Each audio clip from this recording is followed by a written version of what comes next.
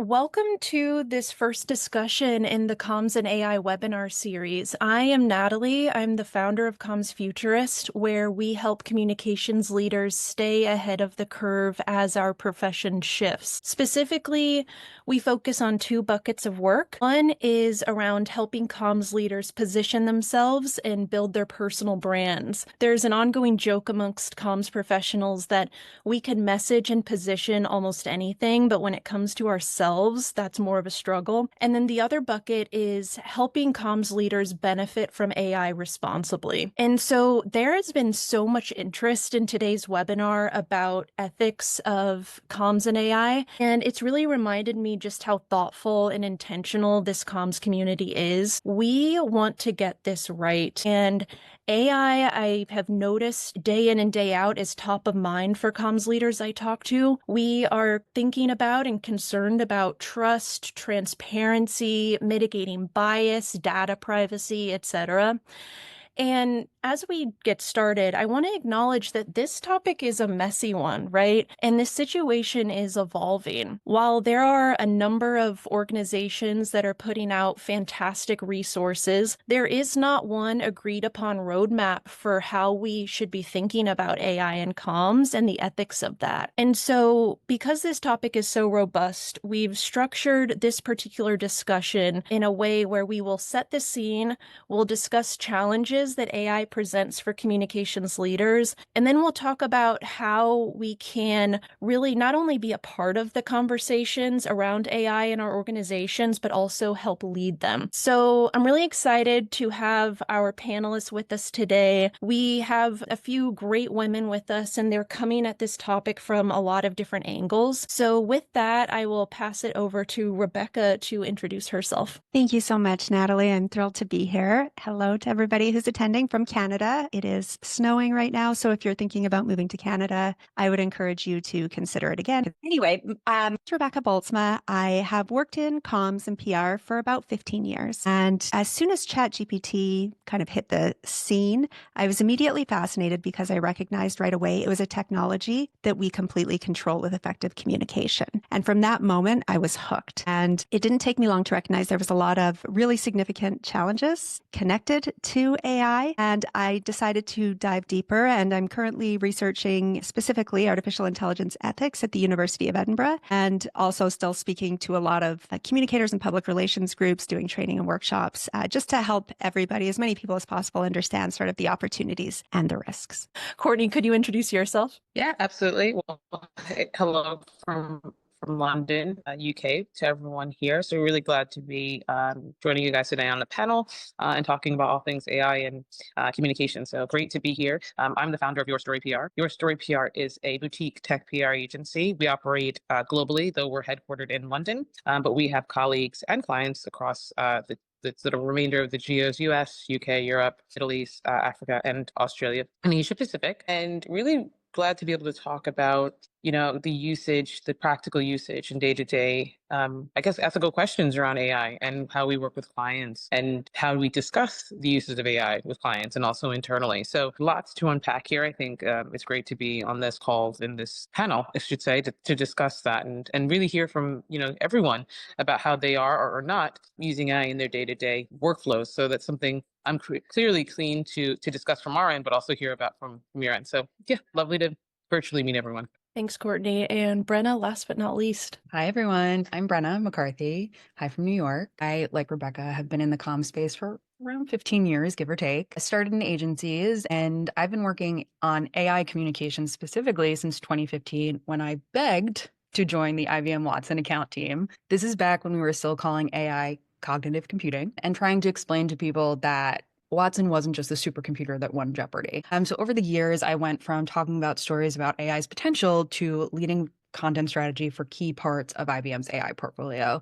So sort of navigating the shift from narrow AI applications to today's generative AI landscape. And I will say AI and ethics is a topic I have a lot of opinions about, I'm very passionate about. So I'm really glad to be here talking with some other smart folks. Great. Thank you all. And let's hop right in. Let's set the scene a little bit. So Rebecca, I want to start with you. You are a comms professional turned AI ethicist and strategist, as you mentioned. So can you talk a little bit about why this topic of ethics is so important for comms leaders specifically. Absolutely. I think when I think about communications and public relations, I always think about two primary functions, which are reputation and relationships. And I think AI has major potential to influence positively and negatively both of those things. There's a lot of risk and promise connected to how those can affect organizations and people and reputations and relationships. And as communicators, we also drive narratives and we also manage the crises when things go wrong.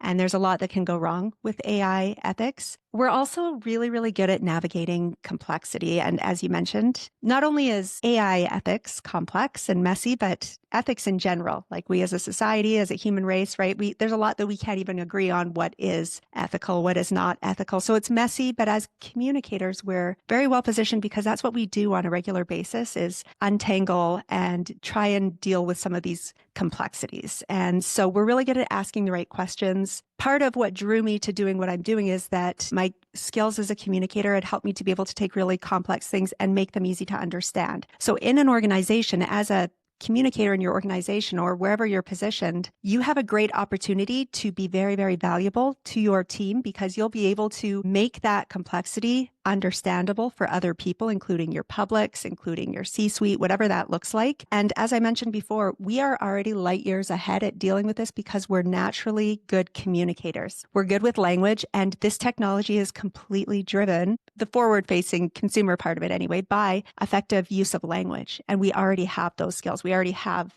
what it takes to be very, very well positioned. So I think that combination really creates a secret sauce to position us as even more valuable in our organizations. And really, if you don't already have a seat at the table of your organization, this is a huge opportunity to actually bring increased value and visibility to your role and show them just how valuable comms is, because comms needs a seat at the table, and the entire integration process of this into an organization requires stakeholder engagement and understanding and collaboration with internal and external publics. And that's what we do.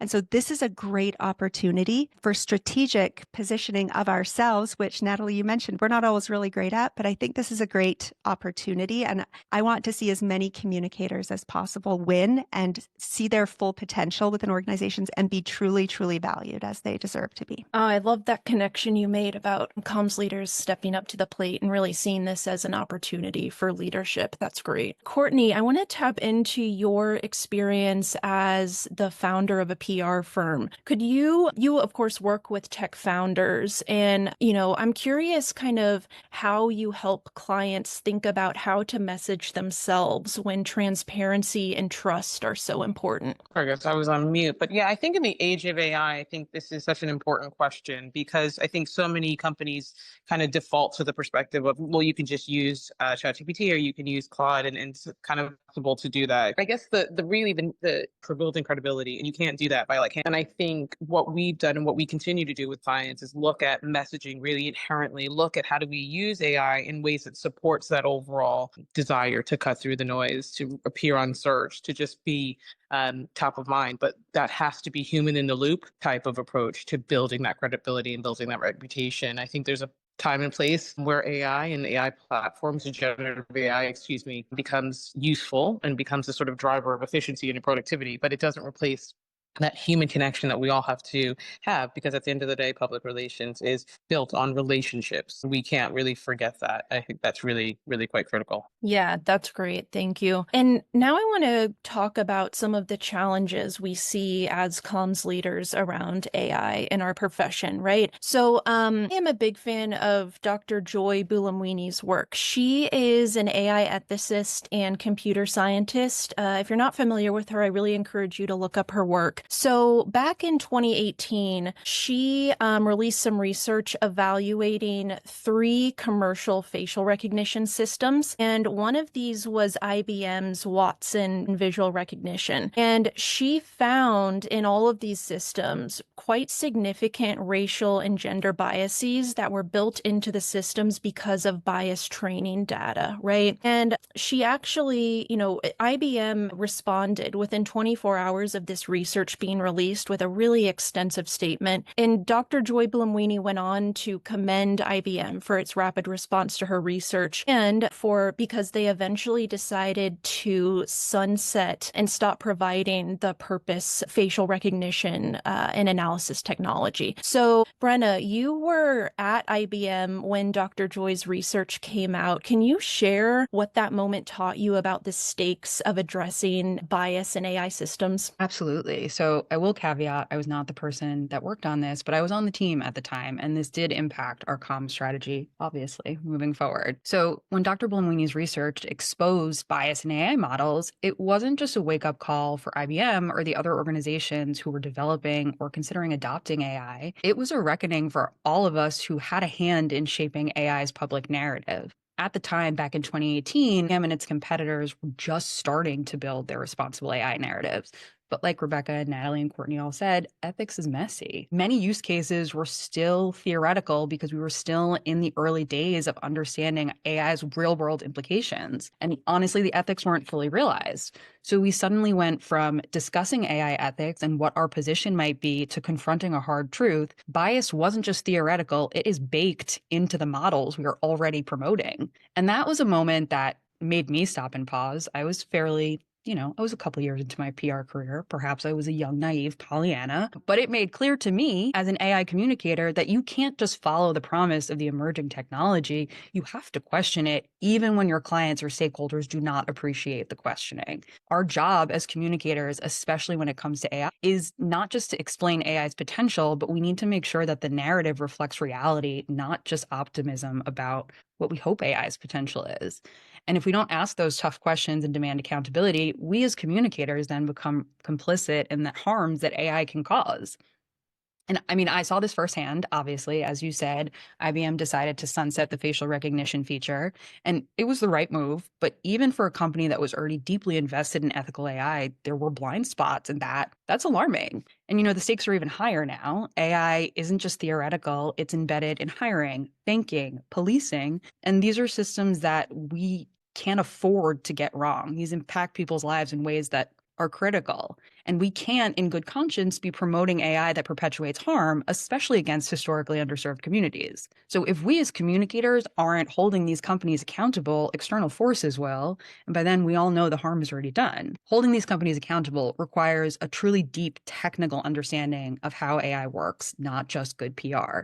So it becomes a whole other layer of your job. And so as an AI communicator, you have the responsibility to ask those hard questions, whether it's who benefits from AI and who is it harming? Are we getting real transparency, or is this just a PR-friendly assurance?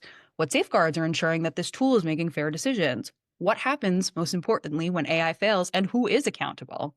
I think the overall lesson I took from that moment is we aren't just storytellers. Unfortunately, we are often the last line of defense between unchecked tech and the public. So we need to be not just storytellers, but mythbusters, trust builders, but most importantly, internal watchdogs, because we need to deeply understand the technology we promote so we can challenge the systems and we are not failing the people who are using the systems. I love that. Yeah, that is really interesting perspective that you bring, Brenna. And yeah, so important for us to kind of understand that, it's not just the computer scientists who need to be aware of the data that these systems are trained on. It's comms people too. So that's great. Thank you for that. Courtney, now moving on to reputational risk, right? This is a huge concern for comms leaders, maintaining reputation, building reputation. And so as a PR practitioner in tech, I'm curious how you think about reputational risk in this AI environment and how you help your clients maintain ethical comms. Yeah, I think that's an excellent question. I think that's an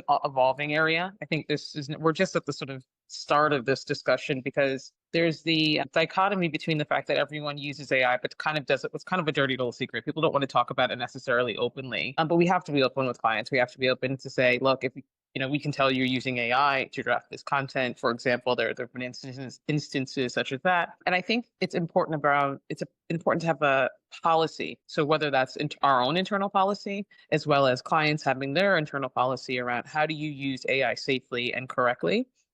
And I think this really does go back to the fact about being open and honest and really talking about where are the efficiencies in using AI and where are the dangers. And we all know there've been myriad of examples where people have put, or companies have put, excuse me, the wrong data into certain platforms. There have been companies that are AI first that have created customer stories and customer quotes and testimonials. So it's kind of no different than having ethics in other areas and morals in other areas. Would you create a false narrative prior to generative AI being a thing? You wouldn't. So it's kind of how do we have that through line in what we would do from a reputation perspective before, and how do we evolve alongside what's happening in the technology space. But it really is first and foremost being honest. I think there needs to be honest communication between our agency and our clients, and as well as just ensuring that they have plates and policies in place to guard, just making sure that they are aware of things like data bias, which they all are. We work with tech companies, so they're very aware. But again, I think it's an open line of communication that needs to be had, because we are in the game and the business of protecting their reputation as well as creating brand awareness. So those two things have to go hand in hand. Yeah, absolutely. And that is such a great segue into talking about the complexities of disclosure. When do we disclose when we're using AI? When don't we? And before I hop into that, I wanted to remind you all that as these questions come up, feel free to put them in the Q&A section, and we'll definitely get to those towards the end of our discussion. But Rebecca, you reminded me of this in our last conversation of how top of mind the disclosure issue is for communicators. And it's really tricky, right? When it comes to AI, it's when do we disclose the use of AI in our work? And so I'm curious for you, I mean, how should leaders think about the tension between being transparent and building trust, but also not over-explaining in a way that creates fear or unnecessary confusion? Great question. And I'll be interested to hear Courtney's take on this too, from an agency perspective, because I saw that we had a question about that. And this is the number one question I get when I speak to comms leaders and comms groups. And it is tricky. I know that last year in Canada, there was a school district that was really trying to be proactive.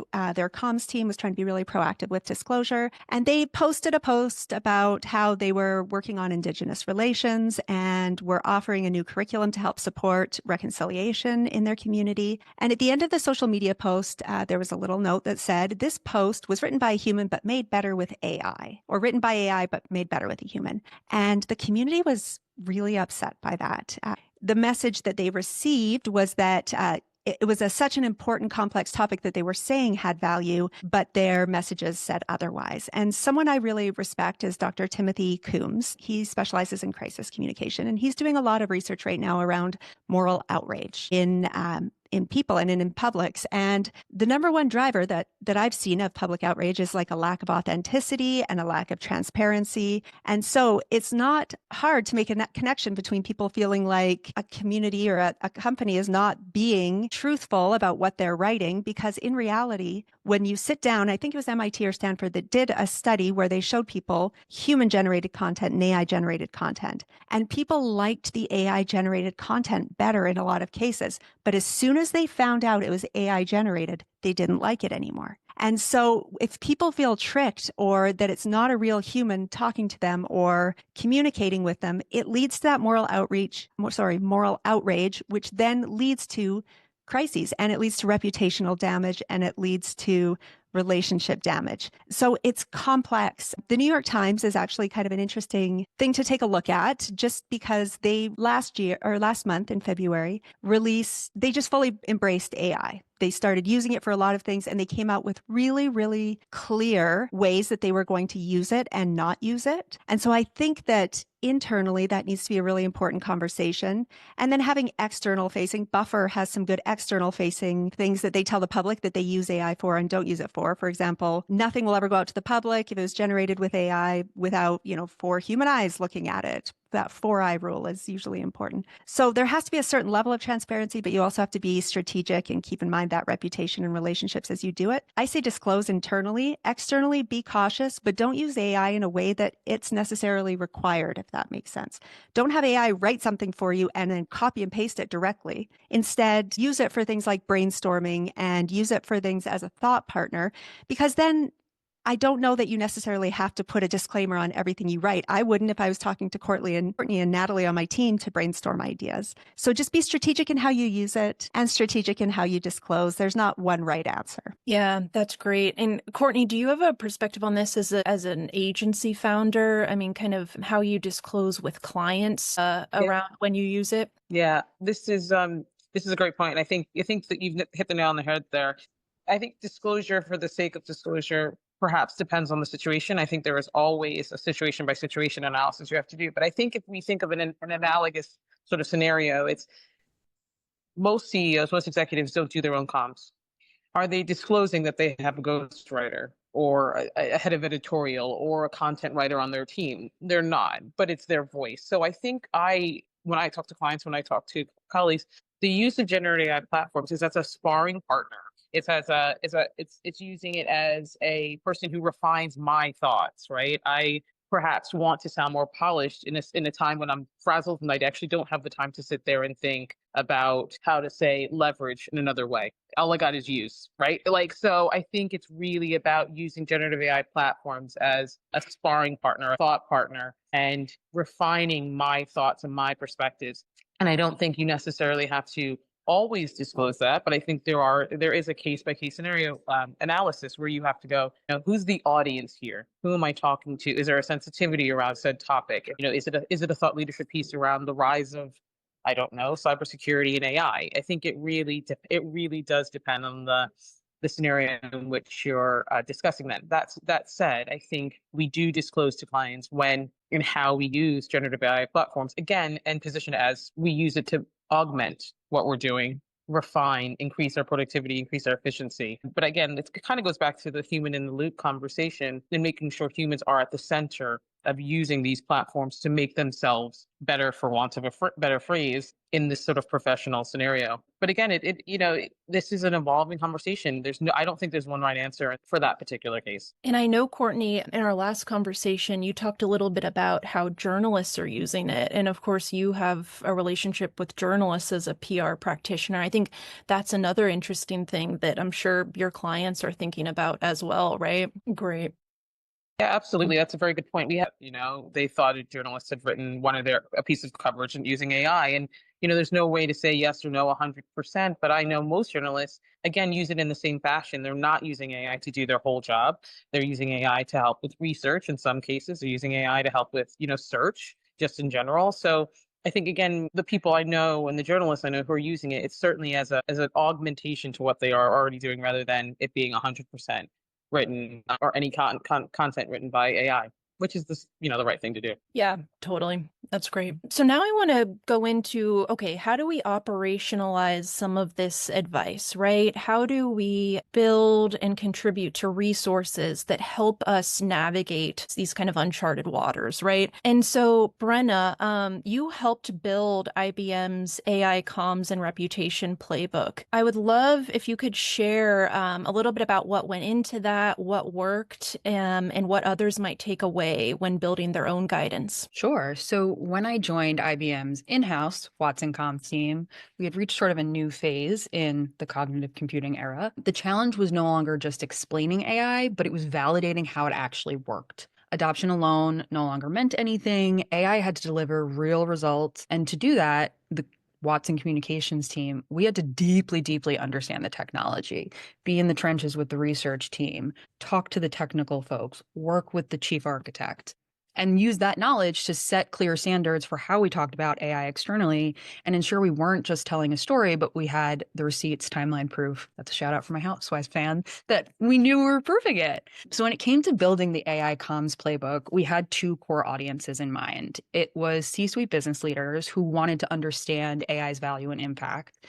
And it was the technical experts who would challenge everything as they should. The folks poking holes in AI claims, questioning data integrity, demanding transparency. And this was everyone from external folks to also the journalists we were working with who were rightfully very critical of this emerging technology. But for us, it wasn't just, and I think this will apply to the other organizations who are listening, it wasn't just about getting our small but mighty Watson Comms team aligned on a strategy. It was about getting the entire organization on board. At the time, we, the comms team, were the stewards of the Watson brand at the time when that name got added to a lot of products that perhaps weren't AI. And that understandably led to pushback from the media and the public questioning whether Watson meant anything at all. And to us at that time, Watson equaled AI. So we as a team, we took a very hard line on what did and didn't constitute AI. And I'm not going to lie, it was an uphill battle. It wasn't just us fighting it. We had the support of the business. But, at a company like IBM, there are a lot of stakeholders that have very differing opinions. So we focused on making sure it wasn't just marketing hype. We had to set those internal standards, and we had to make sure any AI claim that went out publicly had a real application or was validated by a third party. And again, this wasn't just for the global comms team. It was for the marketing team. It was for the sales team. It was for product and offering management, for the regional field teams. It was for anyone that was coming to us saying, like, it's critical for us to do an announcement about XYZ. And then we would have to just dig in and almost become journalists in our own role. We set up a structure where we weren't just messaging the AI solutions. We became the team that was vetting them. And any announcement needed to meet specific criteria, have very clear data points, and align with our ethical guidelines, which of course were evolving constantly. Because we knew if we didn't challenge those weak AI claims internally, external scrutiny would do it for us. So in terms of what worked, I've hit on this a little bit as I was talking, but we really had to ground AI in actual results. We couldn't just say company X adopted AI without evidence of what actually changed because of it. And I will say at that time, there was a lot of fear mongering around AI replacing jobs, which, it is automating a lot of things, but we didn't know very much then. Obviously, data wasn't always readily available when we were talking about these clients, so we had to find other ways to tell the story. So we would talk to the line of business units, not the C-suite executives who wanted to talk about overall efficiencies, but the folks that were actually using it who could tell a human, relatable story about how AI has made their job different, easier, whatever it may be. Like I mentioned, we really had to make sure that our AI launches met clear benchmarks that were not just IBM benchmarks, but external benchmarks. If a new tool or an update to one of our APIs was being introduced, we had to ask, does it meet ethical standards? Does it meet technical standards? Can we validate its effectiveness in front of a firing squad? If we can't answer those questions, we knew the media and our audience would call it out. But of course, we had to anticipate skepticism. We understood that those narratives would be scrutinized, especially by those who understand the technology. So we had to acknowledge some of those challenges up front, but still position it positively. Sorry, my dog is trying to get on camera in the background. That's why I keep turning around. I digress. The key takeaways for folks in 2025 that are trying to build their AI comms guidance is you have to understand the technology, not just the messaging. AI communications isn't just about PR. We know we're all great PR people. You really need that technical fluency to ensure credibility. This may sound like PR 101, but at the time, it was necessary. We had to define launch criteria for any AI tool before promotion. What was the data that proves it works? What safeguards are in place? The standards had to be set because we were changing the wheels of the car while driving it, whatever metaphor you wanted to use. 3, I would say prioritize real user impact, not just the top-down claims. The best stories come from the people that are actually using it, not just an executive saying, oh, I integrated a chatbot and it's improved call center operations. Sure, that's great, but we need real stories to ground it in reality. And of course, prepare for skepticism. The audiences who are talking about AI in this level of detail are savvy. And if we don't address the challenges, someone else will, and that will damage trust. I think my key takeaway from all of that and what I would recommend to others is you really have to have that technical depth. You really have to get in the weeds with your product teams, with the researchers. That is the number one thing you need to do. But the other key components were having real results and real stories. Yeah, that's great. And I know with comms, a lot of times it can be hard sometimes for us to measure our outcomes. Certainly not always, but that is a common challenge that I see. And so I really love your point about, making sure you're measuring the outcomes of AI and figuring out kind of what those KPIs are ahead of time, right? And so that you really have the data kind of, from the beginning and can be measuring the impact and the outcome. So I think that's great. So let's talk more about developing guidelines. So Rebecca, you help organizations develop AI usage guidelines. And last time we talked, you mentioned a framework that you use that I would love for you to dive into. And I just am curious how you approach that, and how do you recommend that comms leaders actually lead in that process? It's hard. And I've had a lot of trial and error over the last couple of years because I've worked with groups that just try and quickly put in a policy, but they don't really understand AI, or things are changing so quickly that it's hard to adapt them. But something that I found that consistently works is something that we are all really, really good at, which is kind of like a collaborative approach. So my favorite thing to do is to start with engagement, internal and external. And I've found my favorite strategy for this is using what's called an appreciative inquiry framework, which is basically a way of asking the questions for your engagement to gather qualitative and quantitative data, but keeping it really positively framed. What do you love about our organization? What should we make sure we keep? If everything goes right with AI, what does the perfect future for our organization look like when we get there? How have you seen AI being used really, really well in our organization? And it's very, very positive. And I think that combined with existing mission, vision, values, and goals, you can really build a roadmap. And then whatever you put in place from that time, you can say, we built this together because we have this common goal of getting here. This is how we get here. And you can frame everything in that way so that it feels like a collaborative experience. But I will say, too, there's a lot of training that comes along with that. I really don't think people can give informed feedback about AI policies unless somebody's invested time in explaining to them a little bit about what AI is and how it works, and that AI is never neutral and all of these things, and it's full of bias. But really, that appreciative inquiry framework I find is a good place to start. It gives you a common North Star, and everything you do can point that direction. And it's a good way to get everybody on the same page and tie it back to, we all decided this. This is our common goals. And then identifying what the guiding principles are that will guide your AI use rather than diving straight into hard and fast policies, the guiding principles, and then also recognizing that it's going to be different for every department in your organization, right? Like you can't just say, this is allowed, this is not allowed, checklist style.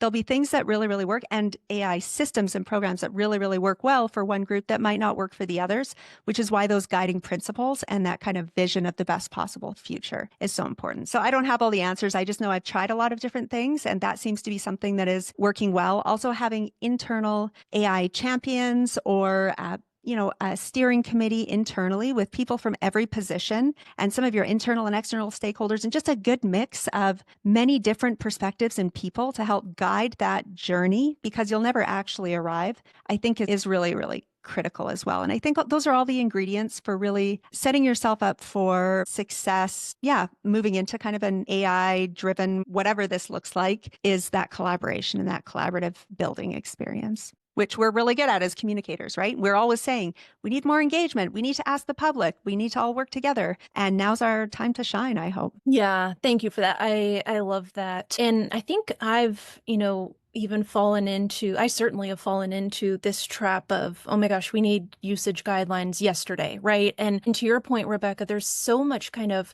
pressure to kind of adopt AI and do it responsibly. And there's a lot of pressure on comms leaders, like I said, to get this right. And so I just really think your way of thinking about it is very thoughtful and intentional. And it's a really good reminder for me to take a breath, slow down, really think carefully about this, and don't just put guidelines out there to put them out there, and bring in a wide range of voices. So I think that's great. Thanks. All right, so we're going to move to a quick lightning round, and wow, we are perfectly on time, which is awesome. That is some magic. That's great. So we're going to do a quick lightning round. In the meantime, definitely submit questions, comments into the chat or into the Q&A, and we'll get to those after this. So a question for all of you, Courtney, we'll start with you, is what is one step, if you had to choose one, that comms leaders can take to ethically stay ahead of the curve as AI becomes a bigger part of our profession? Do you have kind of one piece of advice? I honestly think it's really staying abreast of the news cycle. I think it's staying abreast of what's happening with academia. I think Rebecca's point is really well made about like the different courses that we could take. I mean, I'm 40 years old at the moment, but I'm taking my second or third course in and around this stuff. So I'm going back to school to really learn. I don't think there's any other way of staying ahead of the insights and innovation in this space other than really having your ear to the ground, and either A, doing courses that are free. There's a number of courses that are free, and B, just being a part of events like this, panels, communities that are now popping up everywhere that are with the purpose of educating, because I think this is a really an educational play. We're only as I guess in insight have as much insight as we possibly can without being part of these communities. So I think that's really the Yeah, that's great. And to your point, Courtney, I've been reviewing different guidelines from different comms and PR kind of membership organizations, right? And I think those are a really interesting place to reference as well. And it's interesting, I found as I was comparing them that some of those even contradict one another, right? And that's okay. And that's so illustrative of kind of this messiness of the topic. And so I think really kind of steeping ourselves in like I said, the messiness, the complexities, and really kind of understanding the different perspectives that organizations that we respect are taking is really useful. Brenna, what about you? What's your one piece of advice? I would build on what Courtney said. It's really about staying educated. It's about being in those communities. For anyone who spans marketing and comms, someone recently just told me about a marketing AI Slack community that I just joined last week. And it's full of resources. I want to say it's a couple thousand folks who are all working in this space. But also, I would say as a comms leader, I mean, I think this should go without saying, but perhaps it doesn't. You need to decide what your own ethical lines are in terms of how you feel about AI and like draw that line in the sand and stand by it. And also encourage your teams to do the same thing. So we talked about visual recognition earlier. Obviously, facial recognition was a line for me. And I was lucky enough to work at a company that agreed with me on that line. But more recently, like something I personally struggle with is generative AI that can create images. That's often trained on artists' work that didn't consent to being trained on that.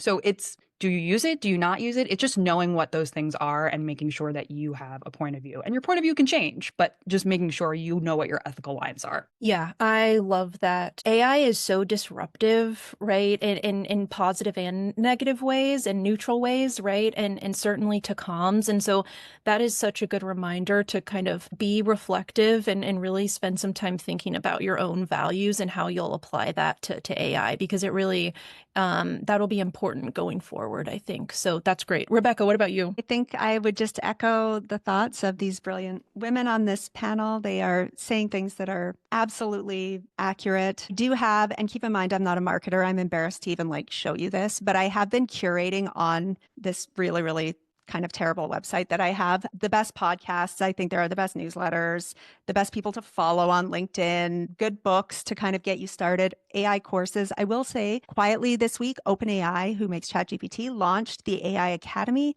which has a bunch of free courses on it, which might be a good place to start. But really, I think the best advice is just like, don't feel overwhelmed. You're not behind. Everybody feels like they're behind and they have to rush, and everybody feels that way. Nobody's behind. Just take a minute. And that idea that small brush strokes will eventually lead to a masterpiece. When I started, I just decided while I was doing my makeup every day, I was going to listen to an AI podcast. And I still do that. And that's just my little dose every day to stay on top of things. And I think just don't feel overwhelmed. I would say also just refocus on the basics of what we do. Building relationships, as Brenna mentioned, like thinking about our ethical lines, clear communication, integrity, all of these things, the basics of what we do are more important than ever. That humanity aspect. One of my favorite kind of is from somebody she was the president of Columbia University. She said, in the past, jobs were about muscles. Now they're about brains, but in the future, it's going to be all about relationships. And I think if we just keep that as our core guiding principle, that's who we are and what we do. Just stay true to that, and the rest will come. We'll figure it out as we go. Just feel at peace knowing that we're already kind of ahead of the game and focusing on what's important. Yeah, beautiful. I love that. Really going back to the basics and leaning on relationships. That's great. Okay, awesome. Panelists, there are people asking about these great resources you've mentioned, so feel free to continue dropping those links in the chat. All right, so we are going to shift to Q&A. Feel free to keep submitting questions. We have a few that we will start with. So let's see here. I saw one about measuring outcomes. So I'm curious, do you all have thoughts on how to measure outcomes, which ones to measure, examples of organizations doing this well? I am big on data just as part of kind of, we call it the the race formula, the R pi formula, whatever it is. And so I do think those metrics are important. So when I work with organizations or internally, I like to, again, collect that qualitative and quantitative data, but have people measure their level of comfort on a scale of 1 to 5, or how much time they're spending. Find some of those quantifiable things, because I think it's really important for organizations to be able to measure. Well, before, the average, people only felt like a 2.7 level of comfort with AI, or these were their top concerns, or 74% of our team was concerned about this. And then having those regular measurements to see people's level of comfort, then if your PD is working, the level of confidence in your AI strategy. So I really encourage people right away, as soon as possible, while things are low, to get some of those metrics and just measure. Again, it's not an exact science, but what platforms they're using the most, what their top concerns are, what their level of comforts are, if you can quantify it. I think that's important data to collect, because it will show growth over time. Yeah, that is something I think about a lot. Something that the reason I started Comms Futurist is because I was noticing that the rates of burnout in our comms community are absolutely rampant. And I really believe that that is because we often can get bogged down with a lot of kind of mundane, repetitive tasks, tedious tasks, a lot of which I think AI and automation can help us with. And so while I think the productivity and efficiency conversation is interesting, I am really more interested in how AI can improve our quality of life as comms professionals and really help us do more of the creative and strategic work that I feel comfortable saying is what we enjoy most, right? So, and a big part of this is change management, right? I posted on LinkedIn a while back, like change management in 2025, I think is going to be huge and is huge and will continue to be, because there are so many different mindsets, so many different comfort levels and perspectives around AI that it really does take leadership skills to help people navigate through these adoption projects. And so I think that's another way that comms leaders can step up. Thanks, Rebecca. That was great. Let's see. What do you all think about the idea of certifications of ethical AI use?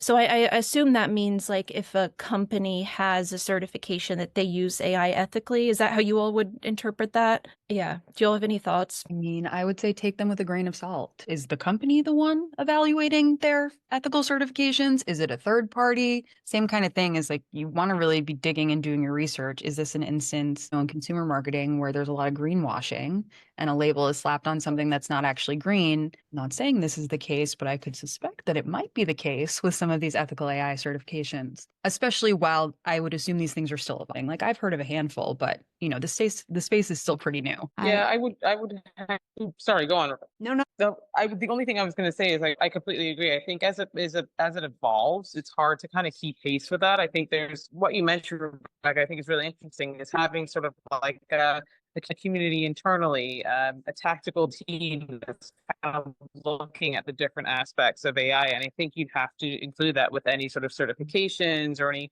sort of piece you're putting together. It's just ensuring that it's all evolving at once. And I think just making sure that it's in lockstep with that, what's happening more broadly in the ecosystem is important. Excellent. And I would just add, we have to remember these companies are just making their own rules right now, especially in the US. And there's nobody overseeing, there's nobody actually giving them these credentials. They're doing what they want when it suits the bottom line.